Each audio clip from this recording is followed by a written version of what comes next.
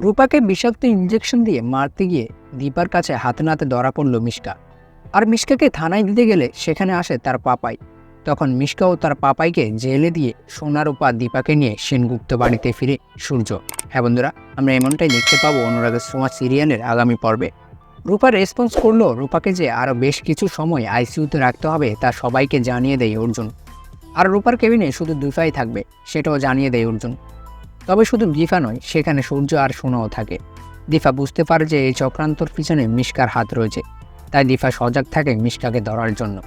এরপর দেখা যায় নার্সের ছদ্মবেশে যখন রূপাকে ইঞ্জেকশন দিতে মিশকা কেবিনে ঢুকে, তখন মিশকাকে হাতে নাতে ধরে ফেলে দীপা। হাতে নাতে মিশকাকে ধরে রূপার কেবিন থেকে বের করে নিয়ে যায় দীপা।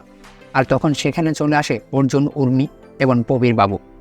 সবার সামনে মিশকার মুখোশ টেনে খুলে দেয় দীপা। দীপা নিজের হাতে মিশকাকে ইচ্ছে মতো মারতে থাকে। জয়, উর্মি, প্রবীর বাবু কারো কাছে মিশকার সাহায্য চেয়ে পায় না।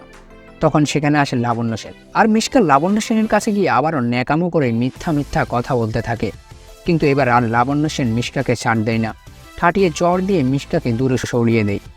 তখন আবারও রৌদ্র মুক্তি ধারণ করে মিশকাকে ইচ্ছে মতো চড় থাপ্পড় দিতে থাকে দীপা।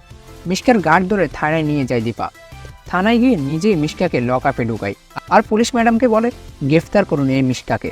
মিশকায় আমার মেয়ে রূপাকে গাড়ি চাপা দিয়েছে এবং বিষাক্ত ইঞ্জেকশন দিয়ে মারতে চেয়েছে। আর তখনই থানায় আসে মিশকার পাপাই এবং মিশকাকে ছাড়ানোর জন্য চেষ্টা করে।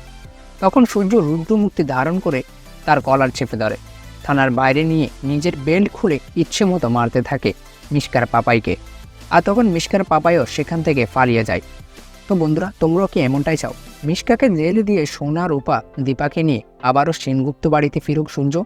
জানিয়ে দাও কমেন্ট করে। বাংলা ধারাবাহিকের সব আপডেট সবার আগে পেতে এক্ষুনি সাবস্ক্রাইব করুন আমাদের চ্যানেলটি। ভিডিওটি শেষ পর্যন্ত দেখার জন্য ধন্যবাদ।